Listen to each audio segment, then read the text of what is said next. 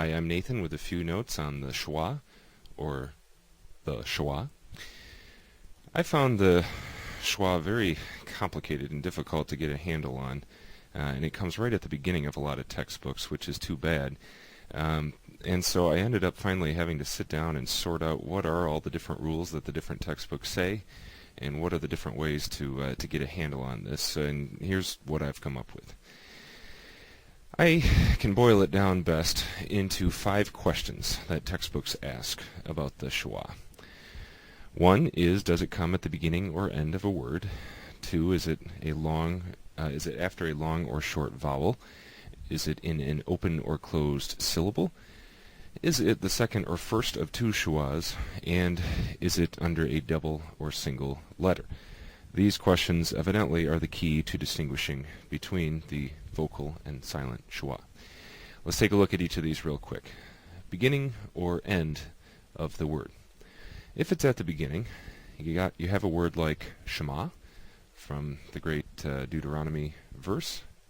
Shema, hear, O Israel. You look and see, it's at the beginning, so it's vocal. Shema. Beginning, vocal. On the other hand, if you're looking at a word like melech, here you see that the shewa comes at the end, and when you see it at the end, you know it's going to be silent. Melech, not meleka. Melech. End of the word, silent shewa. So that's 1. How about long or short vowels? Take a word like kotebim, and what you see is that in the first syllable you have here a long vowel, the O. Long vowel, and that is going to make the next syllable have a shewa. If it has a shewa, it's going to make it vocal. Long vowel means you're going to get after that a vocal shewa. On the other hand, if you have a short vowel, like in the word mitzvah,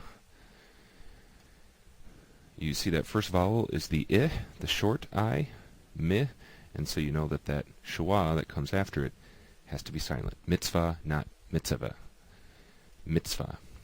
Short vowel followed by a shewa. That shewa is going to be silent.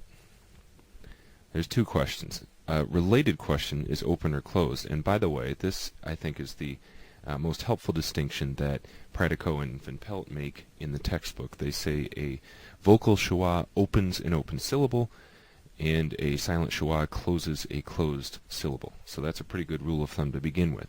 But when we're looking at syllables, and if you take the phrase Bekol Lebabaka, the beautiful phrase with all your heart from the Shema, love the Lord your God with all your heart, Bekol Lebabaka, and you look at all these shewas, and they're all in open syllables. Once you figure that out, then you know that what you're going to be dealing with is vocal shewas, because a vocal shewa opens an open syllable. On the other hand, if you're dealing with closed syllables, like the first syllable of Yisrael, that first syllable, the S is part of the syllable and closes it, so it's a silent shewa, Yisrael, not Yisrael, but Yisrael, closed, so you've got a silent shewa. Couple more. Second or first of 2 shewas. So in the word mishpateh, what you're looking at is 2 shewas in a row. And so when you see that, you say the second one is going to be vocal. Mishpateh. On the other hand, so second, you're thinking vocal. On the other hand, the first of those 2, mishpateh, first one you have to think is going to be silent. Mishpateh. The first of 2 is silent. One interesting exception to that, by the way, is a word like katabd. When you conjugate the verb, in this case for write, you look, and at the end, you see 2 shewas in a row.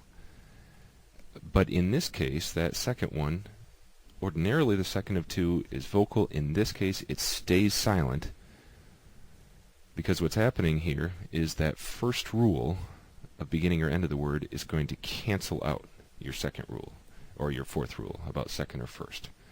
So in this case, because it's at the end of the word, it stays silent. Katabt. One last one. Single or double letters. When you're looking at a letter that has that dot in it, like in the word Bamelika, you see the dot in the M, the dagesh, which makes you think and know that it's a double M, and so that M is going to close the first syllable and open the second syllable. And so, because you have this double letter here, that shewa is going to be vocal. Bamelika. So those are your 5 rules, 5 questions to ask about the shewa. And you could stop there, perhaps you should stop there, but let me throw one little monkey wrench, one big monkey wrench into this whole process. And this came as a comfort to me because I was struggling so much to figure out how to do this. I question whether the whole system is as cut and dried as textbooks often make it seem. For one thing, remember that the Masoretes were separated by centuries from the existence of Hebrew as an everyday living language in Israel. Add to that authors like Hoffman, and I'll put the link at the blog, who question whether there ever really was a truly vocal shewa. And then there's just the simple phonetic reality that after some consonants, it's incredibly hard to silence a shewa where the rules tell us there should be a silent shewa. For example, let's look again at katabt. These 2 consonants at the end, as we saw, textbooks call for them both to be silent. However, when I'm saying katabt, it's impossible phonetically for me to say those 2 consonants without anything in between them, to be truly silent between them. Every consonant to truly articulate it, at least when they're bilabials and interdentals like the B and the T, almost requires a little tiny vowel sound in between them to get from one to the other. So I'm actually saying something like katabt, katabt, where there's a little vowel in between them. And so by the time you get to this point, you wonder what the difference really is between a silent shewa between letters like this and a nearly almost completely reduced shewa, whether it's a vocal shewa, reduced shewa, or anything like that. All the precision that the books called for and layers of complexity that they throw on it seem a little out of place when you look at these historical question marks. But this is the system we've inherited for studying Hebrew, and so those are the basics of the shewa as I've been able to figure it out, or not so far. And that's what we're dealing with. Good luck when you see those 2 little vertical dots under the syllables, under the letters. These are the basic guidelines of what you do with them.